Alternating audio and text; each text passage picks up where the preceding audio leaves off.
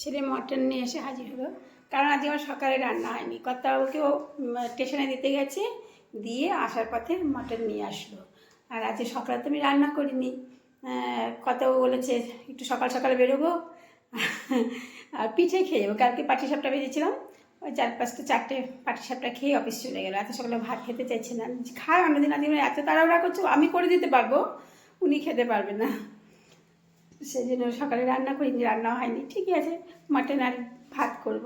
আর কালকে বাঁধাকপি আছে, বাঁধাকপিটা কালকে রাত্রেবেলা আবার ভালো করেছিলাম দুপুরে, রাত্রেবেলায় শোয়ার আগে এসে 12:30টার সময় বেরিয়ে আবার ভালো করে কড়াইতে নিয়ে চেড়ে শুকিয়ে টুকে রেখে দিয়েছি ওইটা। আর এটাতে আজকে হয়ে যাবে। আজকে সরস্বতী পূজার কাজ আছে, কালকে কিছুটা করেছি, কালকের ভিডিও যারা দেখেছো। আজকে ওই বারান্দাটা পরিষ্কার করতে হবে। আর বিকেলবেলা মানে সন্ধ্যাবেলা যখন কর্তাবাবু আনতে পারবো তখন বাদবাকি বাজারগুলো করবো। ছেলের বিছানাটা দেখো, কর্তাবাবু যখন গেলো তখনই ওকে চা দিয়েছিলাম, দুধ চা আর পাউরুটি সেঁকে দিয়েছিলাম। বিছানায় বসে খায়, বিছানার অবস্থা দেখো। এখন এই চায়ের কাপটা সরিয়ে তারপরে বিছানা তুলবো, এই বিছানা তুলবো, আমাদের বিছানা তুলবো, তারপরে রান্নাঘরে রান্নাবান্না করবো। জল খাবার তো কোনো ব্যাপার নেই, ওই পাটিসাপটা খেয়ে নিব।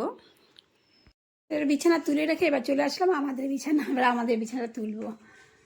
আর দেখো এখন বাজে 9:30 মতো, 9:30ই ধরো। তো 9:30টায় আমার অন্যদিন রান্নাবান্না সব হয়ে যায়, আর একটা নিশ্চিন্ত হয়ে যায় যে রান্নাটা হয়ে গেলো। আজকে আমার কিছুই হয়নি। বিছানা টিছানা তুলে তারপরে রান্নাঘরে যাবো, মশলা টশলা করতে হবে, অনেক কাজ আছে। আবার নিচে বারান্দা পরিষ্কার করতে হবে, বারান্দায় পুজো হবে তো, প্রত্যেকবার বারান্দায় হয়, তো কাজ আছে। তাহলে আজকে যদি কর্তাবাবু খেয়ে যেত তাহলে আমার রান্নাটা হয়ে যেত, রান্নার চিন্তাটা থাকতো না, তাড়াতাড়ি করে বারান্দায় যেতে পারতাম। দেখা যাক কতদূর কীভাবে এগোতে পারি। বিছানাটা তুলে নিই।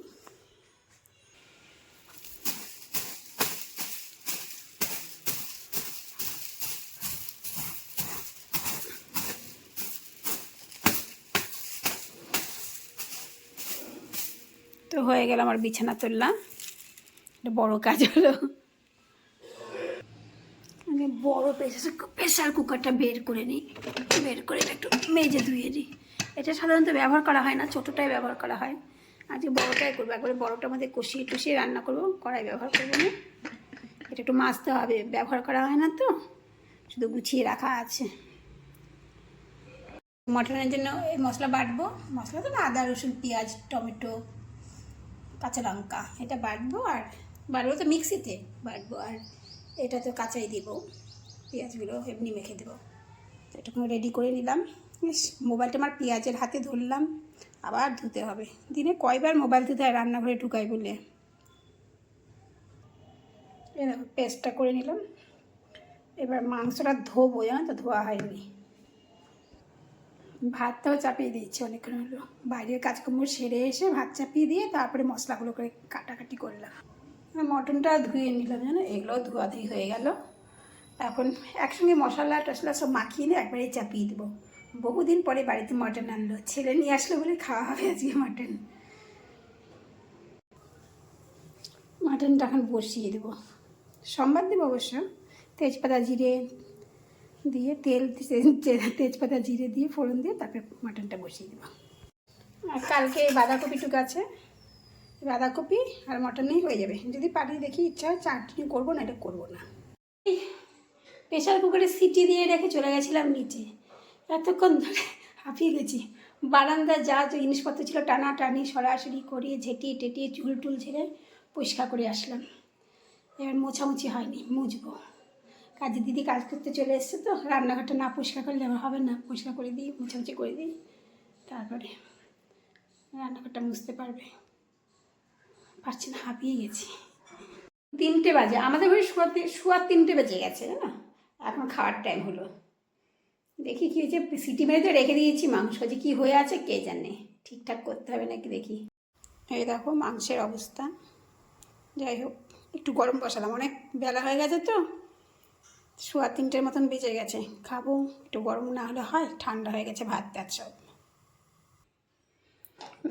খেতে দিয়ে দিয়েছি, মেখে দিলাম বাঁধাকপি দিয়ে খাওয়া হয়ে গেল। এবার ওকে দেবো, মাংসটা দেবো। দেখো মাংসটা কেমন হয়েছে, খেয়ে বলবি কেমন হয়েছে।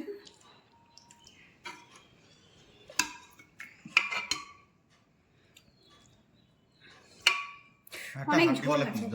দাঁড়া, এটা ফোনটা ভিডিওটা শেষ করেছি, মনেই পড়ছে না। দুপুরে খাচ্ছিলাম, খাওয়াটাও দেখানো হয়নি মনে হয়।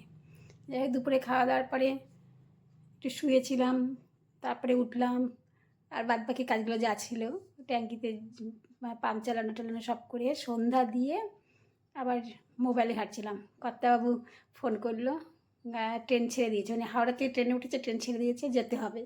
আমি এখন রেডি হয়ে চলে যাবো স্টেশনে, স্টেশন থেকে কর্তাবাবুকে নিয়ে তারপর আবার বাজার করতে করতে আসবো। স্টেশনে যাচ্ছি, যাওয়ার জন্য রেডি হয়ে গেলাম, চলো।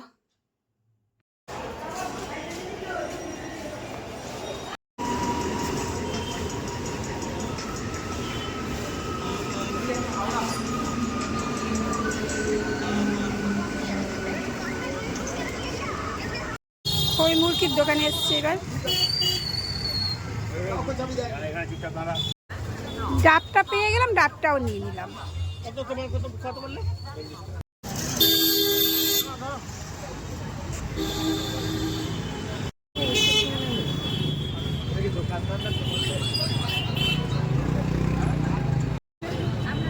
এই আমার ঠাকুর চলে এলো। কর্তাবাবুকে স্টেশন থেকে নিয়ে, তো কর্তাবাবুকে নিয়ে বাজারগুলো করে নিলাম, যে ফলটুকু বাকি ছিল। কালকে তো কিছুটা বাজার করেছি, তোমাদের বললামই কালকের ভিডিওতে। তো আজকেও বাদ বাকিগুলো নিয়ে নিলাম, ফল কমপ্লিট। তারপরে কি বলে যেটা শুকনো জিনিসগুলো, যেগুলো মুরকি, খই, চিড়ে, তারপরে পাটালি গুড়, বাতাসা, ওগুলো নেওয়া হয়ে গেছে। আর 10 টাকার মধ্যে কালকে হয়ে গেছে। তারপরে আজকে আর কি করলাম, ঠাকুরের ঠাকুরটাই তো নিয়ে এলাম আজকে। আজকে ঠাকুরও কিনে নিলাম। আর ভাবছিলাম এটা পাবো না আজকে, কি বলে ডাব, শিশালা ডাবটা যেটা ঘটে দেখা, সেটাও পেয়ে গেছি, সেটাও নিয়ে নিচ্ছি আজকে। আমার বাজার পুরো কমপ্লিটই ধরতে গেলে, শুধু কালকে রাতেবেলায় পান কিনতে হবে আর মিষ্টিটা কিনতে হবে, ঠাকুরের মিষ্টি আর পান কিনলে আমার বাজার কমপ্লিট। এমনি তো আজকে ধরতে গেলে কমপ্লিটই হয়ে গেল, ঠাকুর চলে এসছে, দশকর্মা হয়ে গেছে, ফলমূল হয়ে গেছে, আর কত বেশিরভাগটাই হয়ে গেছে, সামান্য একটু আছে। তো খুব খুশি লাগছে বাজারটা কমপ্লিট হওয়াতে। এবার অনেক কাজ আছে। কর্তাবাবু বাথরুমে গেছে, তাকে টিফিন দিতে হবে বাথরুম থেকে বেরোলে। তারপরে রান্না হবে, সব ওবেলাতে হয়েছে, মটন হয়েছে। কর্তাবাবু মটন খায় না, যেটুকু আছে ছেলেকে দেবো। আর ডিম রান্না করতে হবে, কর্তাবাবু তো সকালে ভাত খেয়ে যায়নি, বললাম তোমাদের পিঠে খেয়ে বেরিয়ে গেছে। তারপরে অনেক ক্যান্টিনে কী খেয়েছে জানি না, তো বললো ডিমের ঝোল ভাত করতে, ডিমের ঝোল ভাত হবে। টিফিন খাওয়া মিটলো, এভাবে যে ভাত চাপিয়ে দিলাম, আর দিয়ে ডিম সেদ্ধ চাপিয়ে দিলাম। ড্রেসটা চেঞ্জ করার টাইম পাইনি, জানো তো। এবার ড্রেস চেঞ্জ করবো, তারপরে রান্নাটা করবো। টিফিনের মাছ চা দিইনি, দেখেছো, টিফিন খাওয়ার চাটা এখানে চাইনি, থাক ডিমটা সেদ্ধ হবে। তো রাখছি, অনেক চাপ আছে এখন, রান্না বান্না, খাওয়া দাওয়া, অনেক কিছু। তো টাটা, গুড নাইট।